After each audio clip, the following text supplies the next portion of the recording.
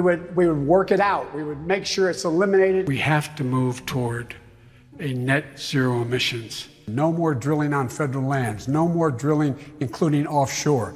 No ability for the oil industry to continue to drill, period. Ends. Under my plan of a cap and trade system, electricity rates would necessarily skyrocket. I think it's critically important that we immediately, on day one, get back in the Paris Agreement. And I think it's critically important on day one that we end any fossil fuel leases on public lands. We're going to end fossil fuel. We are going to get rid of fossil fuels. A picture of Joe Biden, and they place it next to the high dollar signs, and underneath it says, "I did that."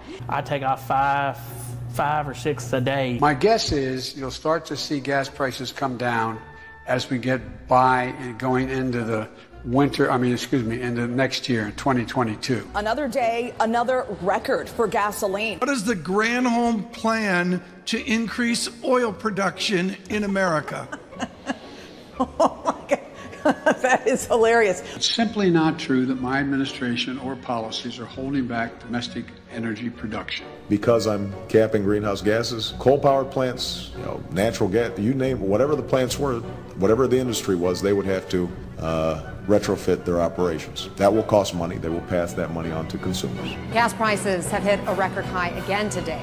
We will, in fact, reduce inflation. Reduce inflation. Reduce inflation. Make no mistake, inflation is largely the fault of Putin. The current spike in gas prices is largely the fault of Vladimir Putin.